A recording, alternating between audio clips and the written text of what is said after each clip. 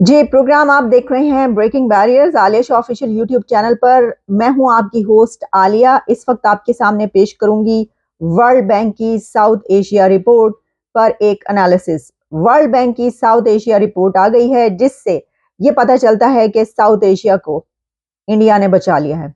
भारत ने south Asia को emerging markets और इमर्जिंग इकोनॉमीज में तो लाकर खड़ा कर ही दिया है, लेकिन इसी के साथ वर्ल्ड बैंक की रिपोर्ट यह कह रही है कि region will be fastest growing in 2024। तो ये जो रीजन फास्टेस्ट ग्रोइंग इन 2024 है, ये सिर्फ इंडिया की वजह से है। इसकी वजह यह है कि इसमें जो डिटेल्स मौजूद हैं वो ये बताती हैं कि पूरे रीजन में अगर कोई कंट्री इस वक्त तरक्की कर रहा है, अगर किसी की जीडीपी तेजी से आगे भाग रही है और अगर किसी एक कंट्री में ऐसी डेवलपमेंट्स हो रही हैं कि जिससे ये पूरा रीजन आगे बढ़ रहा है, तो वो इंडिया है। मैं ये इसलिए कह रही हूं कि मैं आपको ये बताती हूं कि उन्होंने जो जायजा पेश किया है उससे हमें क्या पता चलता है। पहली बात तो ये कि पाकिस्तान के हवाले से पाकिस्तान के लिए उन्होंने एक वार्निंग भी जारी की है। पाकिस्तान के लिए जो पाकिस्तान की पिक्चर है, एक स्टार पिक्चर, एक बहुत डार्क पिक्चर पाकिस्तान की इस वर्ल्ड रिपोर्ट में सामने आई है, जिससे पता ये चलता है कि 1 करोड़ और लोग, 1 करोड़ मजीद पाकिस्तानी पॉवर्टी लेवल से नीचे जाने वाले हैं और 10 मिलियन पीपल जो कि ऑलरेडी इतनी अच्छी सिचुएशन में नहीं है, लेकिन अब वो गुर्बत की लकीर से भी नीचे चले जाएंगे। और सिर्फ यही नहीं, बल्कि इंडिया, भूटान, बांग्लादेश, श्रीलंका, इस रीजन के जितने कंट्रीज हैं साउथ एशिया में, उनमें पाकिस्तान सबसे बिलो रेट पर जा रहा है। 1.8% जीडीपी ग्रोथ। मुझे ये बताइए कि 1.8% पर कौन सा कंट्री जो है वो आगे चल सकता है। पाकिस्तान की 1 पॉइंट, मैं आपको सब कंट्रीज का बता देती हूं किसका कितना है। इसमें पाकिस्तान का 1.8% है। नेपाल पाकिस्तान से आगे है, 3.3% जीडीपी ग्रोथ। भूटान 4.9% जीडीपी और बांग्लादेश 5.6% जीडीपी के साथ आगे है। ये देखिए, अब मैं अभी भारत की बात नहीं कर रही हूं, मैं अभी बात कर रही हूं भूटान की, नेपाल की, बांग्लादेश की।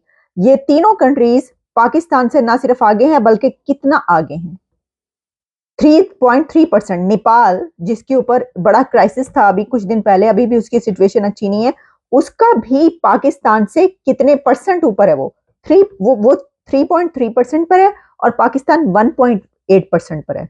तो 1.8% जीडीपी के साथ आप कैसे आगे बढ़ेंगे, आप मुल्क कैसे आगे चलाएंगे। अच्छा, जो इंडिया के लिए वर्ल्ड बैंक ने इसमें एनालिसिस पेश किया है और जो प्रिडिक्शन की है वो 7.5 जीडीपी है, लेकिन ये बात की जा रही है कि ये 7.5% जीडीपी से आगे जाएगी।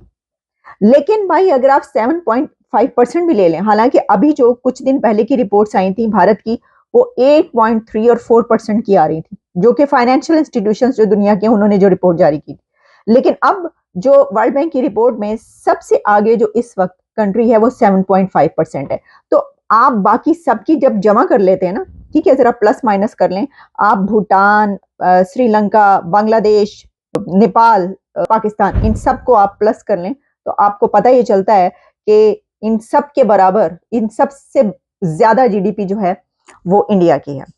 तो इसीलिए मैंने ये कहा कि इस रीजन को, साउथ एशिया को, वर्ल्ड बैंक की इस रिपोर्ट में इंडिया ने बचा लिया। तो जनाब, उनका ये कहना है कि जो इस वक्त इंडिया है वो एक इमर्जिंग मार्केट के तौर पर और एक ऐसी जगह पर नजर आ रहा है कि वो साउथ एशिया को लीड कर रहा है और यही कंट्री लीड करके आगे चलेगा और region will be fastest growing in 2024 only due to India. क्योंकि बाकी मैंने बांग्लादेश, अच्छा बांग्लादेश इसके अंदर अच्छी, उसकी कारकर्दगी परफॉर्मेंस बहुत अच्छी है, 5.6% पे है बांग्लादेश। और जाहिर है कि बांग्लादेश में भी इसका अपना हिस्सा है, लेकिन वहां पर भी जो है कुछ चीजें चलती रहती हैं, प्रॉब्लम्स रहती हैं। लेकिन खास तौर पर जो उसमें कही जा रही है, जैसे कि इंडिया में भी देखिए, वैसे तो हर कंट्री में कोई ना कोई क्राइसिस रहता है, जॉब्स जो हैं उसका काफी क्राइसिस रहता है, इसके अलावा और भी कुछ ऐसी चीजें हैं जिसमें कि जिसमें डेवलपमेंट होने की जरूरत है। लेकिन मसला ये है कि एक इकोनॉमी जो है वो सिर्फ नीचे जा रही है और वो पाकिस्तान है। अच्छा, अब इसमें फिर हम जब आगे बढ़ते हैं तो मैंने देखा जरा पाकिस्तान पे तफसीली हम डाल लें नजर, तो उस पर पता ही चलता है कि पाकिस्तान में मजीद 1 करोड़ अफराद का गुर्बत की लकीर से नीचे जाने का खदशा है। आलमी बैंक वर्ल्ड रिपोर्ट ने ये दी है रिपोर्ट। यानी मुझे जब मैंने ये ढूंढा कि वर्ल्ड बैंक पे कोई पाकिस्तान में बात कर रहा है तो सीधा सीधा इक्का दुक्का मुझे नजर आया, जियो पे मुझे मिल गई ये वाली रिपोर्ट। और मैंने देखी भाई, मतलब आप जो असल में बात करने वाली बात है वो आप बात ही नहीं करें कि देखिए क्या ये आप कैसे निकलेंगे इससे। फिर ये है जनाब के जो मैक्रो इकोनॉमिक खतरात हैं वो पाकिस्तान पर रहेंगे, कर्जों के बोझ तले दबा हुआ है और पाकिस्तान में कर्जों के बोझ में और इजाफा होगा। जाहिर है आईएमएफ के पास आप जा रहे हैं, आईएमएफ से आप मांग रहे हैं, आप लकीरें नाक से निकाल रहे हैं और वो आपको ठीक है उस प्लान दे रहा है, लेकिन आईएमएफ का प्लान देने का मतलब ये थोड़ी है कि आप मुश्किलात से निकल जाएंगे। आप तो मजीद मुश्किलात में क्यों है मैं आपको बताती हूँ। जहां तक एक तरफ वर्ल्ड बैंक ये रिपोर्ट दे रहा है, ये देखिए आप सोने पे सुहागा वाला काम है ये। एक तरफ वर्ल्ड बैंक ये रिपोर्ट दे रहा है कि जनाब ये हालात हैं और पाकिस्तान के 1 करोड़ लोग मजीद गुर्बत की लकीर से नीचे जाने वाले हैं। वहीं उसके साथ खबर यह है कि वर्ल्ड बैंक का बिजली गैस की कीमतें बढ़ाने का मुतालबा, कि एक तरफ वर्ल्ड बैंक ये कह रहा है कि तुम गुर्बत की लकीर से नीचे जा रहे हो, दूसरी तरफ वो कह रहा है कि भाई ये बिजली और गैस की कीमतों में इजाफा करो। तो भाई आप बिजली और गैस की कीमतों में इजाफा करने को कह रहे हैं, आप ये डिमांड करें कि भाई ये लोगों से जो है इनसे ज्यादा आप बिल लें, तो वो तो पहले तो गुर्बत की लकीर से वो पॉवर्टी लेवल से नीचे नहीं जाएंगे, वो तो खुदकुशियां कर रहे हैं, वो और करेंगे, मारे जाएंगे कि जब आपने कहा कि डिमांड कर दी। अच्छा, अब हम ये कहें कि वर्ल्ड बैंक का कसूर है? नहीं, उस वो ये कह रहे, वो देखें आईएमएफ इंस्टीट्यूशनल जो वो सारे एक प्रोसीजर होता है, जितने भी दुनिया के फाइनेंशियल इंस्टीट्यूशन है उनकी अपनी टर्म्स होती हैं, वो उन टर्म्स से पीछे नहीं हटते, वो वही करते हैं जो उनके उनको रूल्स एंड रेगुलेशंस कहते हैं। वो कहेंगे हाँ ठीक है आपको पैसा देता है कोई अगर इदारा, तो वो कहेगा कि मेरे पे चलो, मैं जो कह रहा हूँ वो करके दिखाओ। तो वर्ल्ड बैंक ने जो है साथ ही ये भी कर दिया है कि जो पेंशन है लोगों की, उसके ऊपर भी पूरा एक प्लान जो है उसमें रिफॉर्म्स लाई जाए, उसको करके दिखाया जाए। और बिजली और गैस सेक्टर जो है उसमें उन्होंने कहा है कि भाई ये जो है आप बढ़ा दें, बढ़ाएं, लोगों की चीखें निकलवाएं आप। तो ये है सिचुएशन। मैंने आपको ये बता दिया कि इस वक्त जो है सबसे बड़ी बात तो ये कि ये बाकी तमाम कंट्रीज को शुक्रिया अदा करना चाहिए, सर थैंक यू बोलना चाहिए इंडिया को कि भाई बहुत शुक्रिया कि आपकी इस वक्त इकोनॉमी। भाई मैं कहती हूँ कि मोदी ने कमाल करके दिखा दिया। भाई मुझे ये बताइए कि ऐसी सिचुएशन है में कोई कंट्री या इंडिया किस वक्त आया था कि जब वो पूरे रीजन को लेकर चल रहा हो।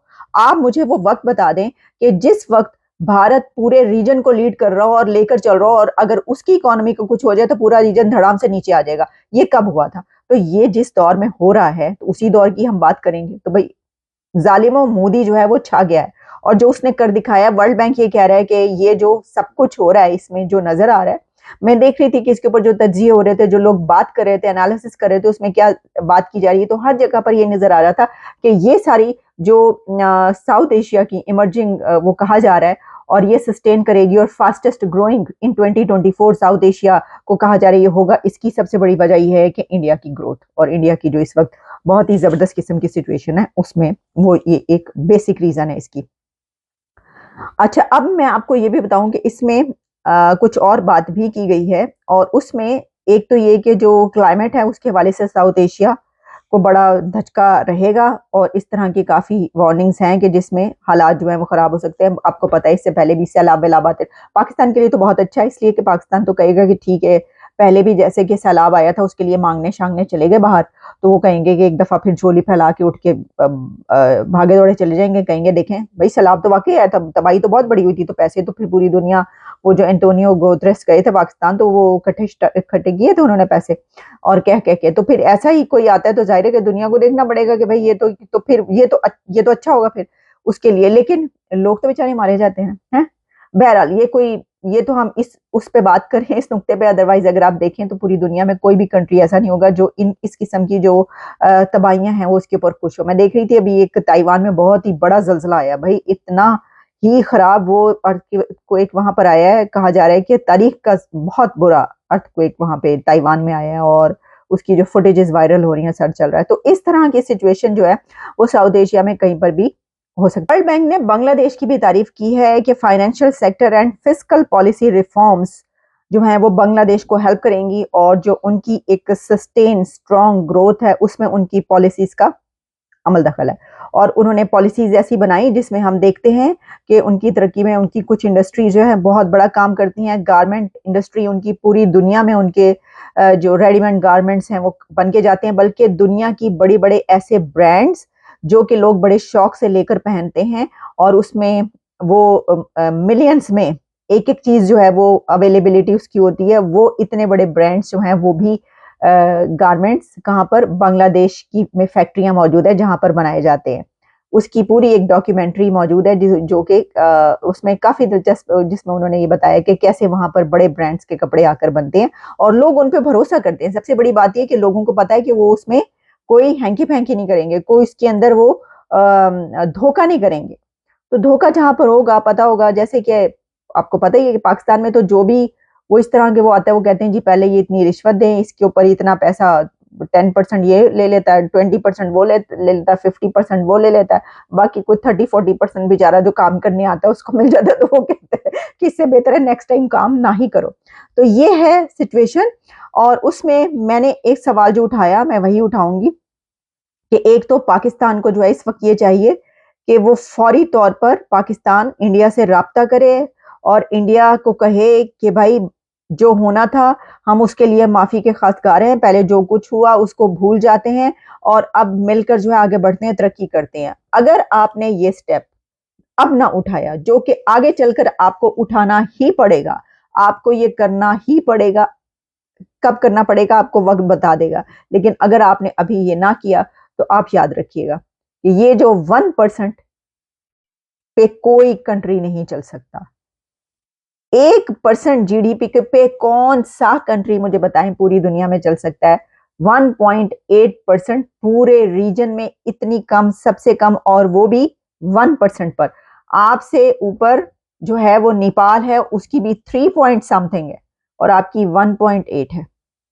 तो आगे बढ़ने के लिए इस वक्त ये जरूरी है कि ये सोच सिर्फ सोचा ना जाए, बल्कि अब इसके ऊपर जो है एक्शन शुरू होना चाहिए कि ट्रेड स्टार्ट की जाए इंडिया से, इंडिया के साथ मामला दुरुस्त किए जाएं, उसके साथ जो है वो मिलकर चला जाए और फिर ये एक सोच पैदा की जाए, एक मैकेनिज्म ऐसा बनाया जाए मिलकर इंडिया के साथ कि अब जो है कोई मसले मसाइल नहीं है और ऐसा कुछ जो है वो नहीं होगा और आगे बढ़ते हैं, साथ मिलके चलते हैं। इसकी वजह यह है कि चाइना जो है कहा जा रहा है पहले ही जो है सारी कंपनीज बन करके जो है वो जा रहा है और चला गया, और वहां पर जो दासू डैम से लेकर जिस जिस जगह पर हमले हो रहे हैं उन हमलों के बाद कौन लोग आएंगे वहां पर इन्वेस्टमेंट करने? तो पूरी दुनिया जो है वहां इन्वेस्टमेंट करने जा रही है जो कि आपके बॉर्डर के पार है, और आप जो है अपने मुल्क में बैठकर वहां पर हाथ बढ़ाकर ट्रेड नहीं कर सकते।